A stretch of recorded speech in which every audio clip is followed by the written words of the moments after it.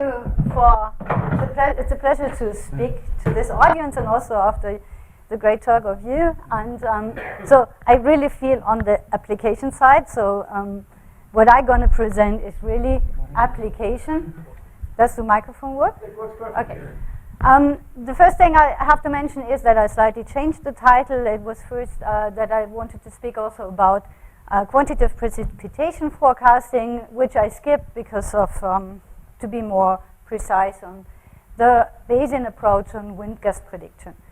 The pointer, maybe this. Where's the pointer? Yeah, it should be on top there. Yeah. So the work is in cooperation with Sabrina Benson, who's mainly in charge of the quantitative precipitation forecasting, and the work that I'm going to present has started with a diploma thesis by Sebastian Memmel. And I also work with Marco Oesting from the School of Business Informatics and Mathematics at the University of Mannheim.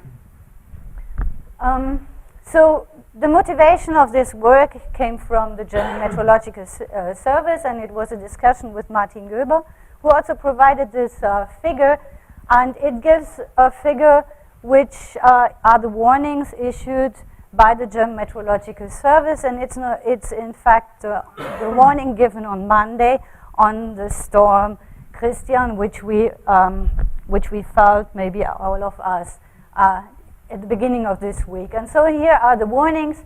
So they give warnings in terms of colors, which give certain thresholds of severity of the event. And you see that here you expect large, severe weather, and also here in near Magdeburg, there's one region where you expect extremely severe weather. That's. And the boundaries, are they political boundaries or physical boundaries? These are political boundaries. These are the So that's how they issue the warnings, and and one of the most important warnings that are issued by the German Weather Service is severe winds. It's one also that causes many losses are due to severe winds, and we saw also this in the morning. So generally, these warnings are issued as yes or no, as 1 or 0. So they determine certain thresholds and above, which are related to some impact, and they say there will be an event or there will be not event. So there is a warning or there's not a warning. So it is a very deterministic kind of prediction, and in a way there is now a shift towards giving more precise predictions in terms that they want to give also predictive distributions, not only communicate warnings, and there's all this problem with communication behind that you also mentioned. So that's the motivation. The motivation is now how to derive the predictive distribution for wind gusts. And this is what I want to do based on what is done at the German Weather Service to provide these forecasts. So what I want to present is a Bayesian approach. So the Bayesian approach is that you want to predict the distribution of an event to come, or of an event to come, given that you have a history of data, of observations, and also a model behind. So what is this? This is the posterior predictive distribution. So we have a model which is hidden in this posterior distribution, where we have a relation between the parameters of the model and what we observed, and then we predict the probability of the new coming event as the likelihood, and we integrate out the uncertainty of the parameters. So that's the posterior predictive distribution, which is in the Bayesian framework straightforward. And so what is the aim now is to model, first of all, the posterior distribution, and that's what my talk is about, and also how to derive this predictive distribution. And the advantage is that you, in a way, you have the uncertainties about the parameter in the prediction. So I go a further step is, so you have this posterior distribution, and another step is now how to implement information or more or physical processes into this prediction is then that you have a hierarchical model where you split the posterior in the likelihood, which is the data level. Then this likelihood has parameters which depend on some processes, and then you need for this process or these dependencies, you need another set of parameters, which are the parameters of the process, and you have to define some prior level. And this is work, for example, well, the idea came from Dan Cooley. That's where I saw it the first time. So what the rest of my talk is now to go through these levels and explain how I do this application. So the data level is the wind speed of the peak wind speed observations at weather stations in Germany. The process level is now to incorporate the information which comes from a numerical weather prediction model, and more concretely, it's an ensemble prediction system operated at the German Meteorological Service. This is one part of the process level, and the other part of the process level is that I want to do predictions in space, so I have to relate the parameters of the likelihood also in space. And then there comes the prior level, and this is in my application more a technical thing because I don't put in any prior information, so it's almost uninformative prior. Okay, so the first step is the data level. So the data that I have is, or that I use, is 6 hourly maxima for the time 12 to 80 UTC, that's in the afternoon. I have about 200 weather stations all over Germany, and I use 1 year of data because I have 1 year of ensemble prediction. And so this is the distribution of the weather stations, and you also see the height of the station. I separated the region into a northern region and a southern region because here you see that we have less topography, and so we expect maybe the potential for spatial prediction is better than here in the southern part where topography is much more diverse. So the aim is now to use this Bayesian approach to do predictions at stations or at locations where we don't have observations. And since I want to do a model training and verification on independent data sets, so doing really a kind of prediction, I take out these numbered stations, and later on for verification I do verify the potential of my model on these 10 stations.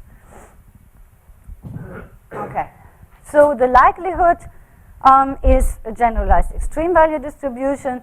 The observations are maxima, so that you imagine that you have some sort of measurements which has a certain inertia, and it's about a few seconds. So the maximum that you observe over 6 hours is a maximum over 6 hours, which could be, or which is, well, in some asymptotics of an extreme value distribution. So, so that's the argument to be able to use a GEV. And we have these parameters, the psi parameters, or the shape parameter, the scale parameter, and the location parameter, which now are parameters that vary in space. So we have the different locations, and in time, where we have the different time points. This is the likelihood, and what I assume is that I have conditional independence in space and in time to be able to model this, or to formulate the likelihood. Otherwise, it would not be possible to formulate the likelihood. Okay, so that's the data level. If we go to the process level, then now we have the information coming from a numerical weather prediction model.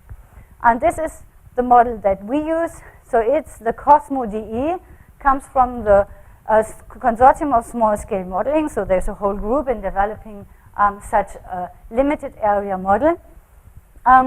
It is designed for high-impact weather. So what it is designed to predict are features on the atmospheric mesoscale, which in general are related to deep convection, so thunderstorms and things like this, which are related in themselves to strong precipitation and wind gusts. The model has a horizontal grid spacing of 2.8 kilometers and 15 vertical levels, and it is embedded in another limited area model for some downscaling reasons, and in turn this model is embedded in a global GCM, a global weather prediction model. And so this model does a prediction, and then embedded in these predictions are done on these scales for the model. Why using such a model? The thing is, it is on the one hand, it is non-hydrostatic, and the other important thing that is at this grid spacing, one assumes that the model is able to do something like convection, so that it is able to do thunderstorms themselves. Although there is this grid spacing is not maybe the optimum, one should go further down, but so there is no parameterization of deep convection. And there's also an assimilation of precipitation, which makes it better at initiating deep convection. The forecasts are issued for the 21 hours in the future. So the model does not model wind gusts. The model does model wind. It's one of the variables that are modeled. But at this grid spacing, the wind that you observe there, the wind that is modeled, is something like a 10-minute mean wind, because the resolution does not give more winds. So what is done in this model is that there is a gust diagnosis, which infers from the model state some measures of what is the gust to be expected in such a situation. And there are two main processes that lead to gusts. The one is the turbulent gust, which comes from the image that if you have turbulence, if you have a very turbulent boundary layer, then horizontal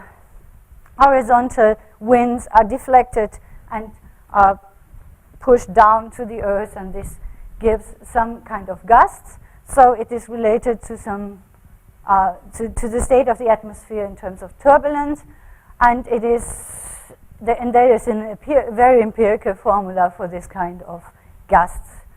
And the other thing where gusts occur is in thunderstorms, where you have a strong downdraft. The downdraft is due to some negative buoyancy coming from precipitation and giving negative buoyancy.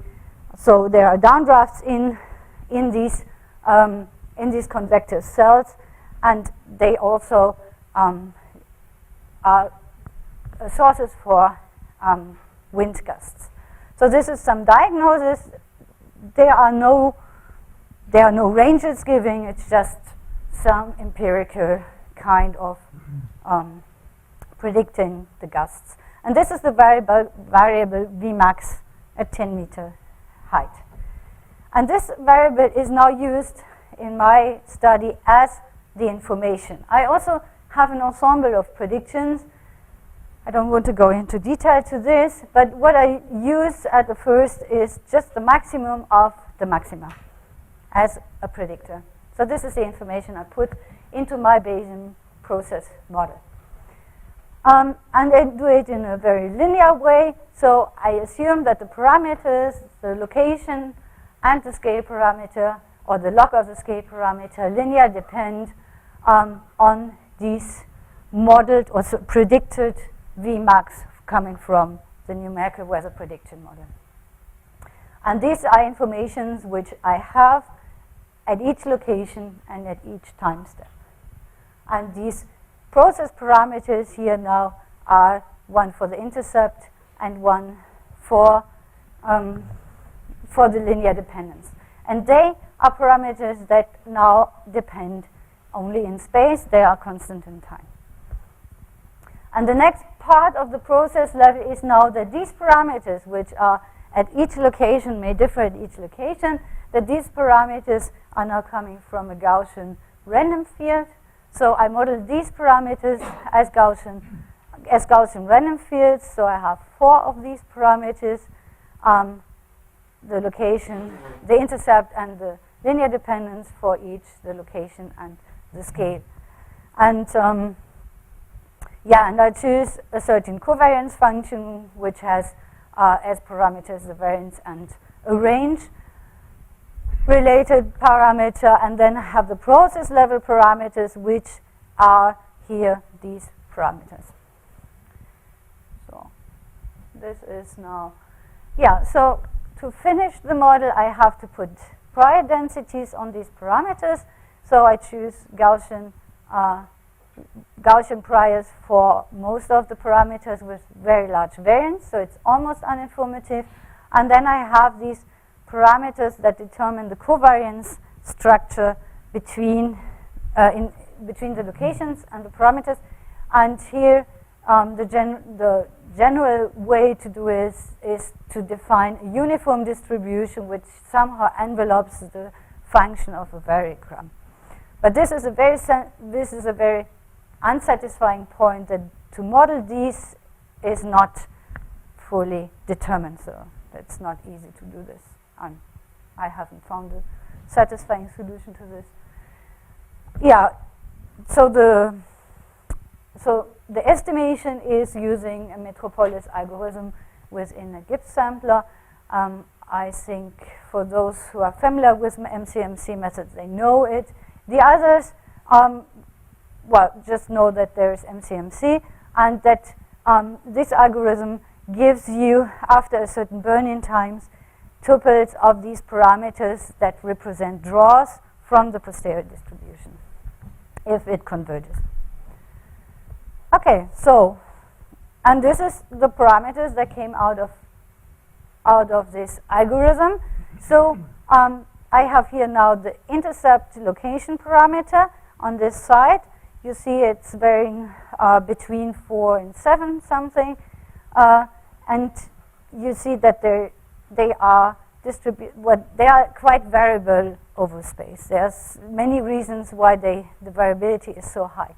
If I go and do a univariate analysis, I get this part, and what you see is that there's a large similarity, so the Bayesian model is able to adapt the surfaces, but it is not very smooth. So there's not enough smoothness, so I don't expect much predictability in space either.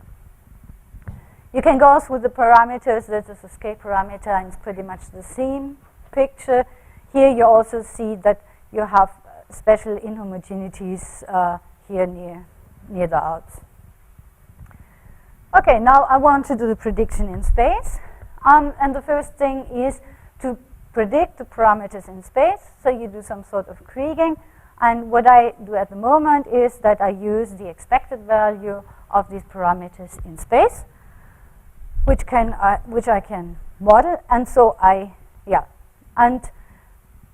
this is now for every draw of the posterior distribution of the parameters, you now get this distribution of the expected values of these variables, of these parameters. And these are now the 10 stations I've shown before in the one of the first slides.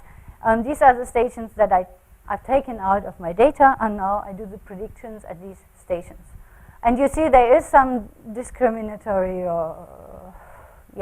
so there is something. And,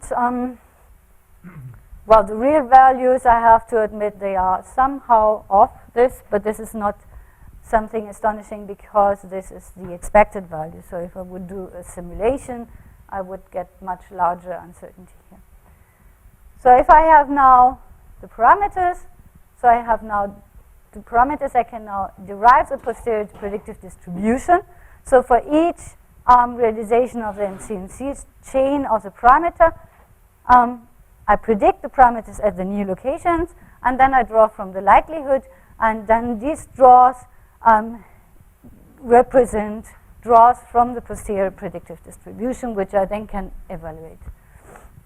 And if you look at at 2 selected stations, so this is just a month, this is January in 2012, and you see that these are the days, and these are the box whiskers of the predictive distribution. So these more than 1,000 realizations of the posterior distribution, of the predictive posterior distribution. And you see that the dots represent the observations, which were not included in the estimation. And you see that it seems that the model is able to really give some not too bad predictions. And this is for 2 stations, and for most of the stations it looks like this. But this can be evaluated more objectively by using a proper score function, which in my case is a continuous rank probability score. And there is a closed form expression for this score if you have an extreme value distribution. So you can just, so what I do is I just plug in this estimation of the score the parameters given the posterior draws of the parameters, and I can evaluate the predictive, the score. And I can also estimate the posterior predictive score for for the random draws of the posterior distribution by estimating the CRPS using this formula. And here Y is the observation. And I average over all observations at the respective station. So this is what comes out. So the red dots are the CRPSS, and it's a skill score, so it's a score, so a gain in score with respect to some reference forecast, which in this case is just no information from a model, so it's the marginal distribution of the gusts at this station. And the red dots are what I obtain if I use the data at the station only. So I'm doing a univariate modeling, and this is the box whiskers are now the CRPS for the parameters of the draws from the posterior, and the dots are is the CRPSS for the predictive posterior distribution.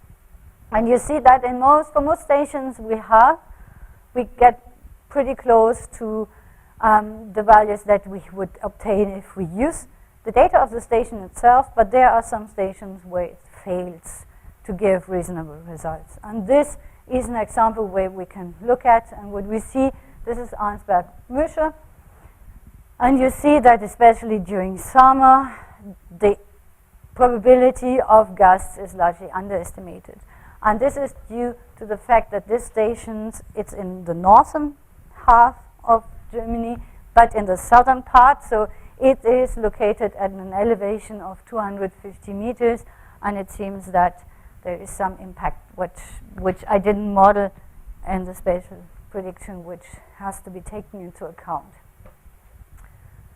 Okay, so a short outline is work that is now ongoing. This is also ongoing work, but with Marco Oesting, is that instead of using or assuming conditional independence in space and doing the predictive distribution or providing predictions or simulations, also scenarios, we want to use a max stable process to model the wind gusts themselves.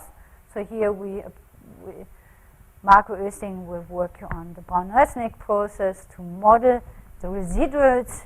So after transforming the marginals using this model, we will model the residuals, which are then presumably max stable, and we can get draws from the likelihood, which is not, or we can get realizations that depend in space. Okay, that's it. Excellent. Thank you for attention. Thank you very much for a very nice talk. Paper is open for discussion. One question I have when you saw the earlier pictures is that, especially as you work in the Bayesian framework, you can also do, of course, smoothing. That's why I asked the question. These are political boundaries you show. Yeah. Because you can really, especially now with sort of modern technology of you could call it image analysis or Gibbs sampling. You can really also smooth across these boundaries you introduce yourself. Have you done that, or? Well, I haven't introduced this boundary. It seems to be happening here, I think, yeah.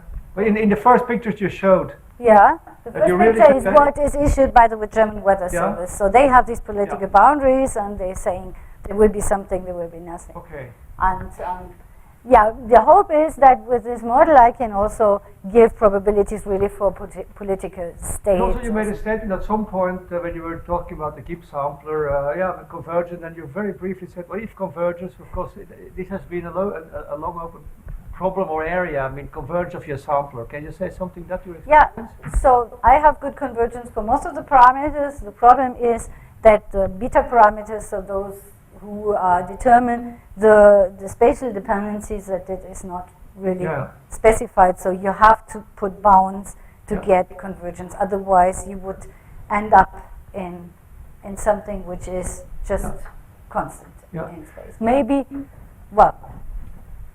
I think what I really liked about So this is sorry. So this is something we maybe can also tune and say, well, I want to have smoother, or I want to have no smoothness, and we can test whether. I think you also nicely answered the question you had on the field. So you might follow up on that. Yeah. In fact, I wanted to ask if you thought of using this, in fact, to compare to study model performance.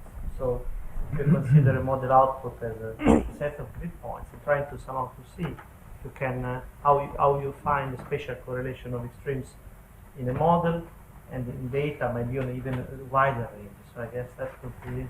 Yeah, I thought of it, but the problem is that what we observe is totally different from what we model, because Of course, yeah, what we that's model is 10 minutes mean wind. I know, but And I know. yeah, and so I cannot easily draw the maximum out of it. So No, I have to no. go to much larger. As a method, I understand it's not at face value, this is clear, but you can think of doing a downscaling and then testing that or something like that. Yeah, that's some sort of downscaling. Yeah, okay, yeah. That's the downscaling, in fact. It's downscaling towards really Okay. the maximum of very localized values. You're right. That's downscaling. Yeah, it's a good one. Yeah, it's a complex one. And I think also in these max table processes, which you briefly mentioned in the end, of course, they're a very important tool in more recent modeling of extremes, also in space-time. Yeah. Any other question? If not, then please join me again. Thank you, Petra, very much for a very